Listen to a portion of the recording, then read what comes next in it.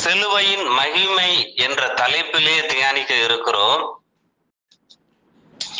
1 கொரிந்தியர் 1வது அதிகாரம் இறைவார்த்தை 18 பார்க்கிறோம்.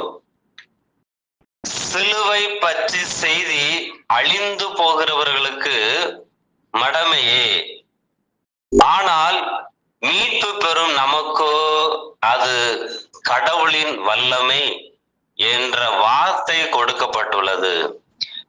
இந்த வசனத்திலே 2 வகையான கருத்தை பார்க்கிறோம்.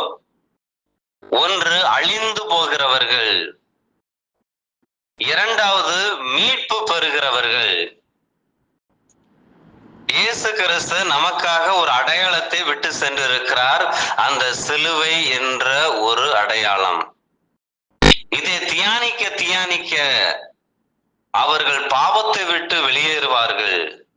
தியானிக்க ஆண்டவரோடு நெருங்குவார்கள். சிலுவை கட்டி பிடித்து முத்தமிடுகிறவர்கள் ஆண்டவரோடு நெருங்கி இருக்கிறார்கள். சிலுவையை தூக்காமல் இயேசு பின்னாடி போகவே முடியாது. கிறிஸ்தவர்கள் ஒவ்வொருடைய வாழ்க்கையிலும் சிலுவை என்பது தினந்தோறும் சுமந்து அவர் பின்னாடி சென்றால்தான் நாம் கிறிஸ்துவை காண முடியும், கிறிஸ்துவை அடைய முடியும். மீட்பு அடைவார்கள். இயேசு கிறிஸ்தன் வருகையிலே மீட்படைந்து பரலோகத்திற்கு அழைத்து செல்லப்படுவார்கள். ஆனால் ஒரு கூட்டம் சிலுவையை நேசிப்பதும் இல்லை, சிலுவை அன்பு செய்வதும் இல்லை. கழுத்தில் சிலுவை போடாதீர்கள், வீட்டிலே சிலுவை வைக்காதீர்கள், வீட்டுக்கு வெளியில சிலுவை போடாதீர்கள், துன்பம் வரும் என்று தவறான கொள்கையினால் இந்த மக்களை ஒரு கூட்டம் ஏமாத்தி கொண்டு இருக்கிறது. ஆனால் நான் ஒரு கருத்தை ஆழமாக சொல்லுகிறேன். சிலுவை என்பது நமக்கு ஒரு பாதுகாப்பாக இருக்கிறது. சிலுவை என்பது நம் வீட்டை பாதுகாக்கக்கூடிய ஒரு போர் ஆயுதமாக இருக்கிறது. இதை நாம் கையில் வைத்திருப்பதோ, கழுத்திலே போட்டுக் கொள்வதோ, வீட்டில் முன்னாடி வைப்பதோ நமக்கு எந்த துன்பமும் அணுகாது. சிலுவையை கண்டால் எதிரிகளும் ஓடுவார்கள். சிலுவையை கண்டால் சாத்தானும் ஓடுவான். சிலுவையை கண்டால் எதிரிகளும் மனமார்கள். அதனால் சிலுவையினால் நமக்கு துன்பம் வருவதில்லை. சிலுவையினால் நமக்கு மீட்பு தான் கிடைக்கிறது. சகோதர சகோதரிகளே, நீங்கள் வீட்டிலே தனியாக இருக்கும்போது ஒருவேளை மன காயத்தில் இருக்கிறீங்களா, வேதனைப்பட்டு கொண்டு இருக்கிறீர்களா, நோயோடு இருக்கிறீர்களா, தனிமையில இருக்கிறீர்களா, யாருமே இல்லை என்று நினைக்கிறீர்களா, நீங்கள் உங்கள் அறையை பூட்டிக் கொண்டு அந்த சிலுவையை பார்த்து நீங்கள் ஜெபம் பண்ணுங்கள்.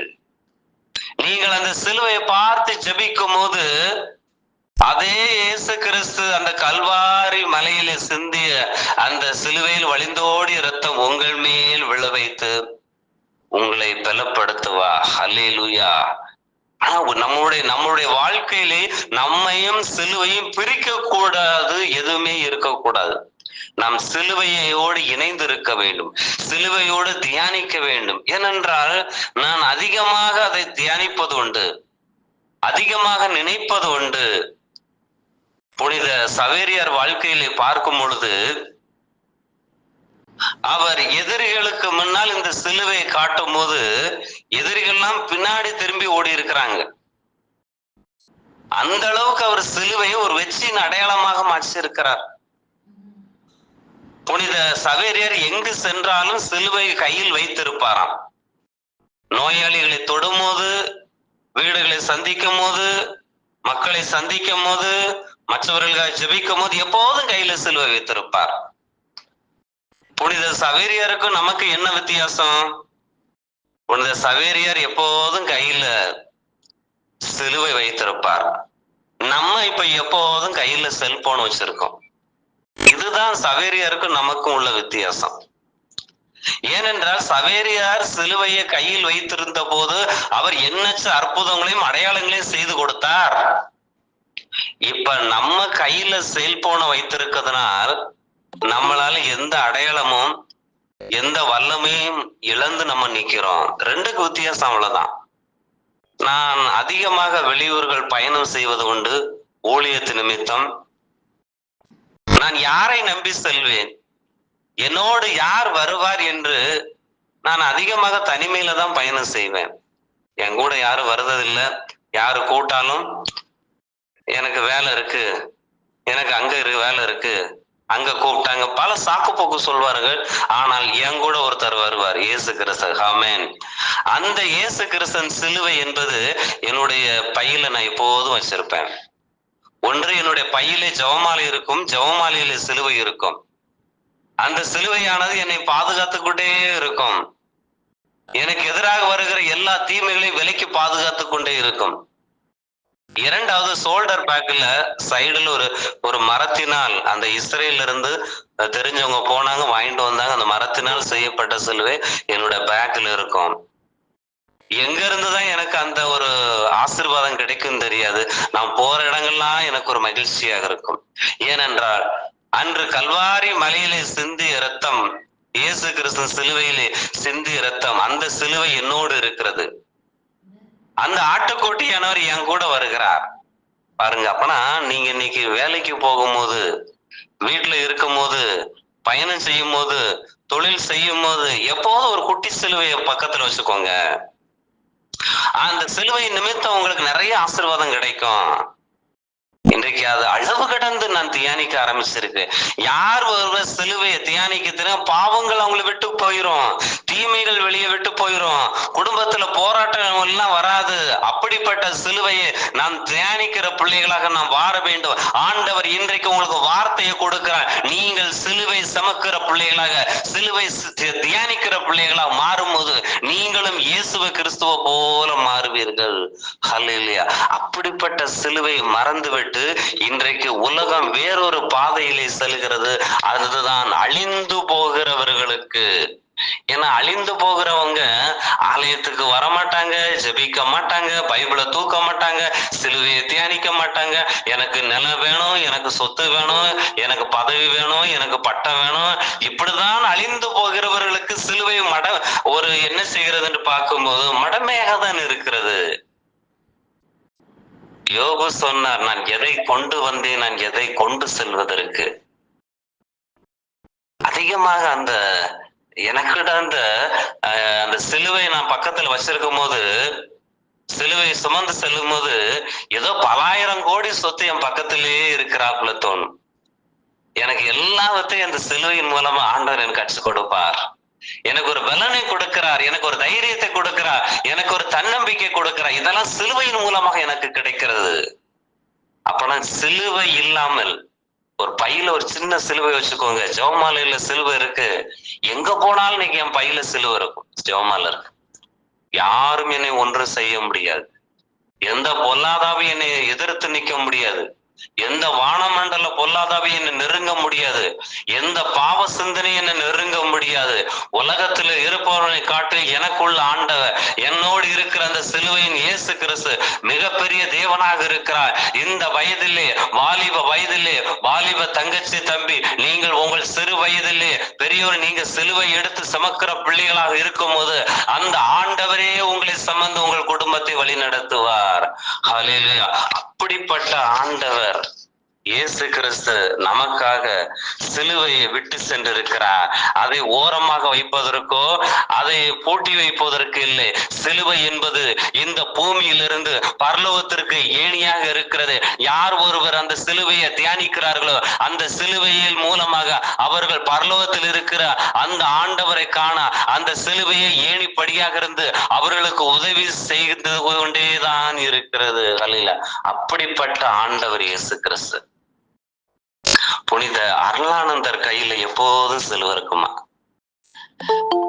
ஒரு முறை அவரு தெரிஞ்ச அந்த பக்கத்து ஊருக்காருக்கு நோய், உடம்பு சரியில்லை. உடனே அருளானந்தரால் அந்த இடத்துக்கு போக முடியல, அவருக்கு வேலை நிமித்தம். இவர் தன்னுடைய வேலையாள்கிட்ட அந்த சிலுவையை கொடுத்து அனுப்புகிறார். அந்த வேலையாளுக்கு அந்த சிலுவையை வாங்கி போய் அவர் அங்க போய் அதை தொட்டு ஜெபிக்கும் போது அவர்கிட்ட இருந்த கொடிய நோய் குணமாயிட்டான். அந்த குணமான உடனே அவருக்குள்ள அவ்வளோ ஒரு சந்தோஷம். அவரு கிறிஸ்தவராக மாற முயற்சி செய்கிறார். ஆனால் அவருக்கு 5 மனைவிகள். அவர் என்ன சொல்றாரு, ஞானஸ்தானம் பெற வேண்டும் என்றால் நான் என்ன செய்யணுங்க, முதல் மனைவியை விட்டு விட்டு மத்த 4 வரையும் தள்ளி விடுங்கள், விலக்கி விடுங்கள் சொன்னபோது அதற்காக ஒத்துக்கொண்டார். பாருங்க, ஒரு சிலுவையினால் நோய் குணமாகி மனமாற்றம் அடைந்து கிறிஸ்துவை ஏற்றுக்கொள்ளக்கூடிய அந்த ஒரு வல்லமை யார் கொடுத்தது என்று பார்க்கும்போது அந்த சிலுவை என்ற ஒரு மகிமை தான் கொடுத்திருக்கிறது. நான் எப்போதும் அந்த தூங்கும் போது என்ன செய்வேன்னா, சிலுவை அடையாளம் வரைந்துதான் தூங்குவேன். காலையில எழும்பும் போது கூட என் முன்னாடி ஒரு சிலுவை வரைந்துதான் அந்த நாளை நான் தொடங்குவேன். இரவு தூங்கும் போது அந்த சிலுவை அடையாளம் வரைந்துதான் நான் தூங்குவேன். நான் ஆரம்பிப்பதும் நான் முடிப்பதும் அந்த சிலுவையின் அடையாளத்தில் தான். அதனாலதாங்க இன்னைக்கு நான் ஓடிக்கிட்டு இருக்கேன். கண்ணுக்கு தெரியாத எத்தனையோ விரோதிகள் இருக்கிறாங்க, கண்ணுக்கு தெரியாத எத்தனையோ தாக்குறாங்க, கண்ணுக்கு தெரியாத சாத்தான்களா நம்மளை நெருங்க நினைக்கிறாங்க. ஆனால் என் தடைகளை உடைக்கிற ஆண்டவர் என் முன்னே செல்கிறார். அவர் சிலுவையின் வடிவில் முன்னே செல்கிறார். எந்த பலவானும் என்னை ஒன்று செய்ய முடியாது, எந்த கோலியாத்து நம்மளை ஒன்று செய்ய முடியாது, எந்த ஆமான நாவிகளும் ஒன்று செய்ய முடியாது. ஏனென்றால் எனக்கு முன்னால சிலுவை நாதர் சென்று கொண்டே இருக்கிறார். எல்லா தடைகளை நீக்குவார், எல்லாவற்றை நீக்கி கொண்டு என்னை செழிப்பான பாதையிலே நடத்தி கொண்டே இருக்கிறார். பிரியமான சகோதர சகோதரி, உங்கள் வாழ்க்கையில் நாளைக்கு காலையில் எழுந்தும் போது சிலுவை அடையாளம் வரைந்து விட்டு எந்திரிங்கள். இயேசுவை உமது சிலுவையின் அடையாளத்தினால் இந்த நாளை தொடங்குகிறேன். இந்த சிலுவை அடையாளத்தினால் என்னுடைய வாழ்க்கை இந்த நாளை ஒப்பு கொடுக்கிறேன். நீர் எல்லாவற்றையும் நீர் பார்த்து கொள்ளும் என்று நீ சொல்லும் போது அந்த பரலோகத்தில் இருக்கிற ஆண்டவர் இயேசு கிறிஸ்து அந்த சிலுவையின் அடையாளம் உங்கள் எல்லா செயல்களையும் பொறுப்படுத்திக் கொள்ளும், எல்லா காரியத்திலும் உங்களுக்கு ஜெயத்தை கொடுப்பார். ஹல்லேலூயா. இதில் எந்த சந்தேகம் இல்லை.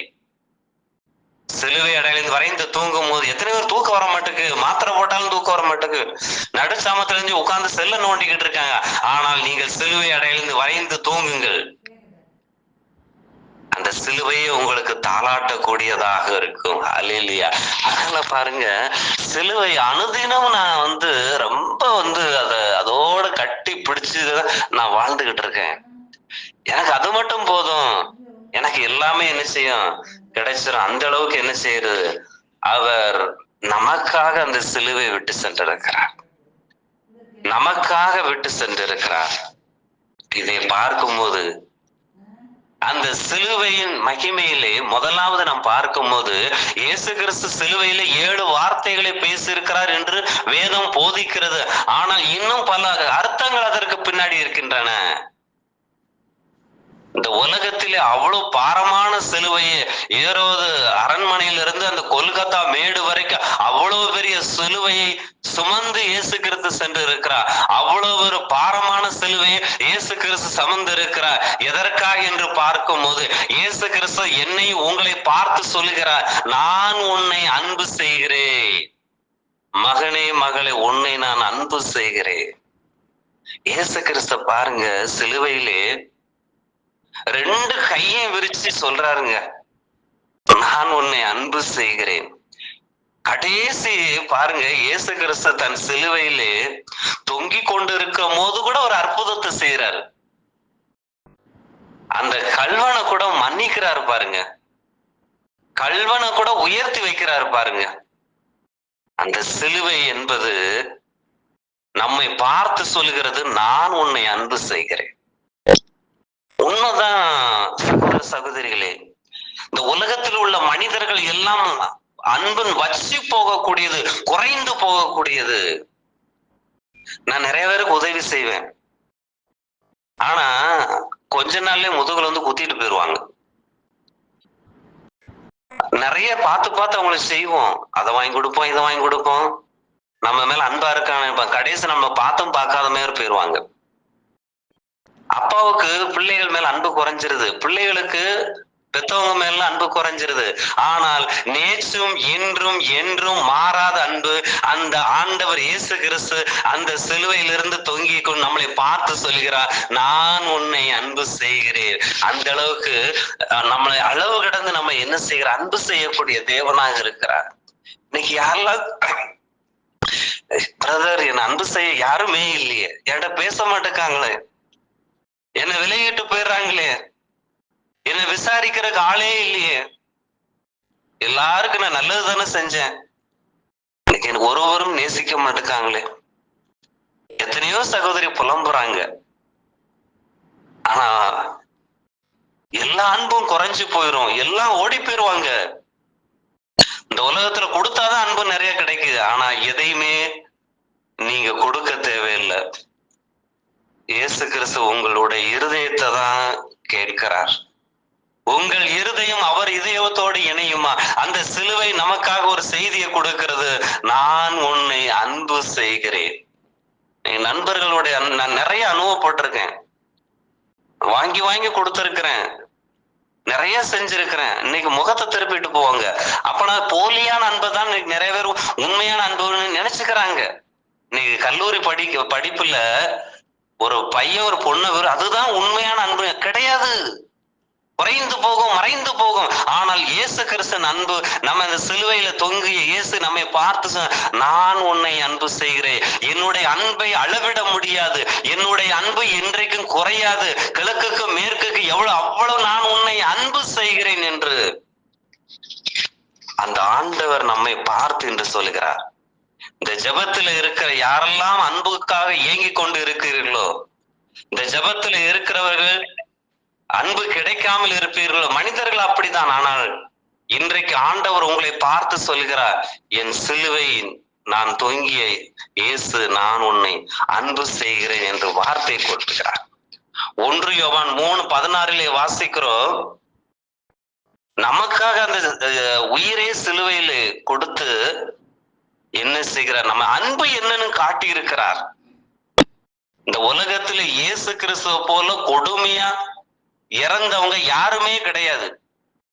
வேதத்துல குறிப்பிடப்பட்ட சில துன்பங்கள் தான். ஆனால் மறைமுகமாக ஏரோது அரண்மனையிலே இரவு முழுவதும் இயேசு கிறிஸ்து துன்பப்பட்டு இருக்கிறார். அதை யாருக்குமே தெரியாது. நம்மீது அன்பு கொண்டு இயேசு கிறிஸ்து அந்த சிலுவையிலே மரித்திருக்கிறார். அதனாலங்க ஒரு காலத்துல மனிதர்களுடைய அன்புதான் நம்ம பெரிய அன்பா நினைச்சிருக்கிறோம். ஆனால் இன்றைக்கு நான் சொல்லுகிறேன், இயேசு கிறிஸ்து அன்பை போல அந்த சிலுவையிலே தொங்கிய இயேசு கிறிஸ்து சிலுவை உணர்த்து அந்த அன்பை போல உலகத்துல யாரு அன்புமே உண்மையான அன்பு கிடையாது. என்னைக்கு நான் வாழ்ந்தாலும் வீழ்ந்தாலும் இயேசு கிறிஸ்துவோட அன்பு என்னைக்கும் குறையவே குறையாது. வேதம் தெளிவாக நமக்கு போதிக்கிறது. யோவான் நற்செய்தி 13ஆம் அதிகாரத்தில் இறைவார்த்தை 1 பார்க்கிறோம். இந்த உலகத்தில் இருக்கிறவங்க அன்பு வைத்தபடி என்ன செய்யறாரு, கடைசி வரைக்கும் நம்ம மீது அன்பு வைத்தவர் யார்? வேதம் போதிக்கிறது, உலகம் முடிவரை என்னால நான் உன் கூட இருப்போம்ப்பா.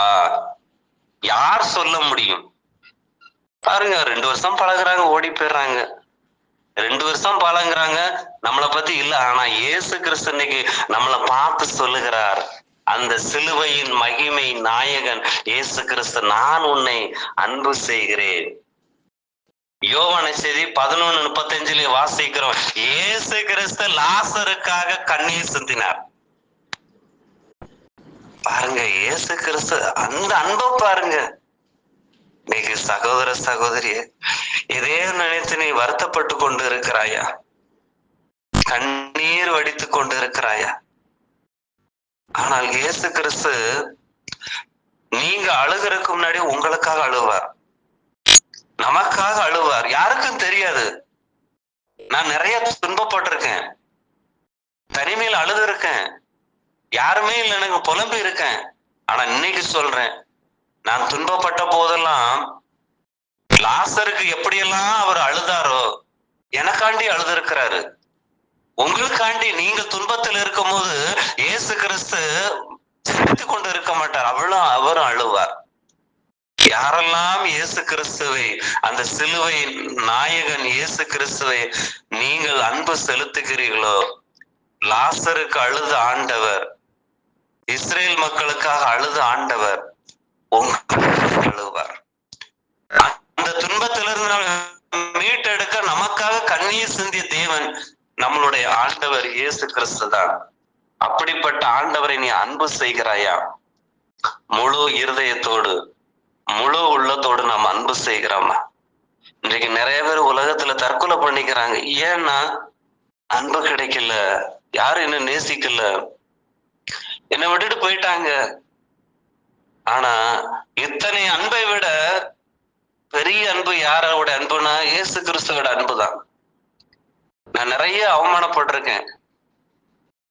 ஒட்டுமொத்த சொந்த பந்தம் கூட என்னை எதிர்த்து அடிச்சிருக்கு. ஆனா எனக்காண்டி அழுது யாருன்னா இயேசு கிறிஸ்து தான். அந்த அன்புலதான் இன்னைக்கு நான் நிலைச்சு நிற்கிறேன். வேற ஒண்ணுமே இல்லை, அவருடைய அன்பு தான். இன்னைக்கு சிலுவை போதிக்கிறது, நான் உன்னை அன்பு செய்கிறேன். இரண்டாவது, சிலுவை நாயகன் இயேசு கிறிஸ்து நம்மை பாவத்திலிருந்து மன்னிச்சிருக்கிறார். பாவத்திலிருந்து மன்னிச்சிருக்கிறார். ஒரு காலத்திலே இந்த உலகப்படியாக நான் வாழ்ந்தேன். மேட்டுமை, பெருமை, மன்னியாமை, இப்படியெல்லாம் இருந்தேன். பாவத்தோட தான் நான் வாழ்ந்தேன். ஆனா அந்த சிலுவையின் உள்ள இயேசு கிறிஸ்து என் பாவத்தை மன்னித்தார். என் பாவத்தை மன்னித்தார். அதனால்தான் இன்றைக்கு நான் வேதத்திலே தெரியாவிட்டால் கூட ஆண்டவர் எனக்கு கற்றுக் கொடுத்து நீ ஊழியத்துக்கு போ என்று என்னை அனுப்புகிறார். ஏனென்றால் என் பாவத்தை மன்னித்துதான். இந்த உலகத்துல யாருடைய பாவங்களையும் யாரும் மன்னிக்க முடியாது, எந்த மனிதர்களும் மன்னிக்க முடியாது. ஆனால் சிலுவை போதிக்கிறது, நான் உன் பாவங்களை மன்னிக்கிறேன். எப்படிப்பட்ட பாவமா இருந்தானே, மந்திரவாதியா, விபச்சாரம் செய்கிறவங்களா, கொலை செய்கிறவங்களா, உலகத்தை அழிச்சு அவங்கள கூட இயேசு கிறிஸ்து மன்னிக்கிறாருங்க. அப்படிப்பட்ட ஆண்டவர் தான் இன்றைக்கு சிலுவையின் மகிமை. அந்த நாயகன் சொல்லுகிறார், நான் உன் பாவங்களை மன்னிக்கிறேன். எபேசியர் 1:7 வாசிக்கிறோம், இரத்தத்தினாலே பாவம் மன்னிப்பு நமக்கு கொடுத்திருக்கிறார். ரத்தம் சிந்தி பாவ மன்னிப்பை கொடுத்திருக்கிறார். கொலோசியர் 1:14 வாசிக்கிறோம், இயேசு கிறிஸ்து ரத்தத்தினாலே பாவ மன்னிப்பு மூலம் நம்ம எல்லாம் மீட்கப்பட்டு இருக்கிறோம். தொடக்கத்திலே ஆதாம் பாவத்தில் விழுந்து இறப்பை கொண்டு வந்தான். புதிய ஏற்பாட்டு நாயகன் இயேசு கிறிஸ்து பாவத்திலே சாத்தான் விழ வைத்த போது அந்த சாத்தானை ஓட ஓட விரட்டி அந்த சிலுவை நாயகன் இயேசு கிறிஸ்து நமக்காக சிலுவையில் இரத்தம் சிந்தி நம்மளுடைய பாவங்களை மன்னித்திருக்கிறார். இன்றைக்கு எனக்கு பாவம் மன்னிப்பு அந்த சிலுவை மூலமா தான். இன்றைக்கு நமக்கு மன்னிப்பு, பாவத்திலிருந்து ஒரு மன்னிப்பை கொடுக்கிறவர் கத்தோலிக்க திருவையானது இது அழகாக பாவ சங்கீதத்தின் வழியாக செய்து கொண்டு இருக்கிறது. ஏன்னா மற்ற சபையில மனம் மாற இடம் இல்லை, பாவத்தை விட அவங்களுக்கு மனசு இல்லை. ஆனா நமக்காக பாவம் மன்னிப்பு, பாவத்தை மன்னிக்கிற தேவன் நம்முடைய ஆண்டவர் இயேசு கிறிஸ்து. எப்படிப்பட்டவங்க பாவத்தினாலும் சிலவங்க பாத்தீங்கன்னா குற்ற உணர்ச்சி இருக்கும். நான் தப்பு பண்ணிட்டேன், தவறா போட்டு விட்டுட்டேன், அடுத்தவங்க குடும்பத்தை கெடுத்து விட்டேன், மனம் மாறி வரும்போது அந்த ஆண்டவர் இயேசு கிறிஸ்து அவங்க பாவத்தை மன்னிக்கிறார். பேதுரு 3 முறை இயேசு கிறிஸ்துவ மறுதலிச்சாரு, ஆனா அவரையும் தேடி போனார்ல. தோமையார் இயேசு கிறிஸ்துவ நான் உயிர்த்து நம்ப மாட்டேன்னு சொன்னார்ல, அவரையும் தேடி போனார்ல. பவுல் பாத்தீங்கன்னா புதிய ஏற்பாட்டுல பாவத்துல விழுந்து கிடந்தார்ல, அவரையும் தேடி போனார்ல. இயேசு சந்தித்தார்ல. இன்னைக்கு உங்களையும் என்னையும் சந்திக்க தயாராக இருக்கிறார். பாவத்தை விடாம இயேசு கிறிஸ்துவ நெருங்க முடியாது. பாவத்தை விடாம அவர் உங்களை மன்னிக்க மாட்டாரு. பாவத்தை விடாம உங்க குடும்பத்துக்கு மீட்பு கிடையாது. பாவம் தான் உங்களுக்கும் இயேசு கிறிஸ்து தடையாக இருக்கிறது. நீங்கள் சிலுவையை பார்த்து ஒப்பு கொடுங்கள். ஆண்டவர் இன்றைக்கு உங்கள் குடும்பத்தில் ஒரு அற்புதம் செய்வார். யாரெல்லாம் இந்த ஜெபத்துல இருக்கிறீர்களோ, இந்த இறை வார்த்தை கேட்டுக்கொண்டு இருக்கிற சகோதர சகோதரியே, நீங்கள் உள்ளத்திலே நீங்கள் மனதார இயேசுக்கு ஒப்பு கொடுக்கும் போது அந்த சிலுவை நாயகன் இயேசு கிறிஸ்து உங்கள் பாவங்களை மன்னித்து உங்களுக்காக ஒரு மீட்பை கொடுக்க தேவனாக இருக்கிறார். அல்லேலூயா. அப்படிப்பட்ட ஆண்டவர் தான் நம் ஆண்டவராகிய இயேசு கிறிஸ்து. 1 யோவான் 1:7-9 வாசிக்கிறோம், இயேசு கிறிஸ்து ரத்தம் சகல பாவங்களை நீக்கக்கூடியது, நம்மளை சுத்திகரிக்க கூடியது. அநேக நாட்கள் நான் தனிமையிலே, ஆண்டவரே என் பாவங்களை மன்னிங்க, என் பாவங்களை மன்னிங்க இயேசு கிறிஸ்துவே. நான் அழுது இருக்கிறேன். உண்மையிலே இன்னைக்கு நான் ரொம்ப சந்தோஷமா இருக்கிறேங்க. எப்ப என் பாவங்களை இயேசு கிறிஸ்து மன்னிச்சார், எப்ப நான் அவர்கிட்ட என் பாவத்தெல்லாம் சொல்லி நான் மனம் மாறணும்னோ அப்பவே அவர் என்ன தூக்கிட்டாரு. போ, என் ஊழியத்தை செய். ஒரு கட்டத்துல நான் படிச்சது பெருமையா நினைச்சேன், நான் வேலை பார்க்கறது பெருமையா நினைச்சேன், நான் சம்பாதிக்கிறது பெருமையா நினைச்சேன், நான் அதிகம் சாதிச்சுட்டேன்னு பெருமையா நினைச்சேன். இன்னைக்கு அதை விட நான் பெருமையாக நினைக்கிறேன். என் பாவங்களை மன்னித்தார். இன்று நான் அவருக்காக, நானும் என் வீட்டாரும் ஆண்டவருக்காக ஊழியம் செய்து கொண்டு இருக்கிறோம். ஹல்லேலூயா. பாருங்க, இயேசு கிறிஸ்தனுடைய பாவத்தை மன்னி நான் இன்னைக்கு ஊழியக்காரனா இருக்கிறேன். இதை விட எனக்கு மகிழ்ச்சி உலகத்துல ஒண்ணுமே இல்லை.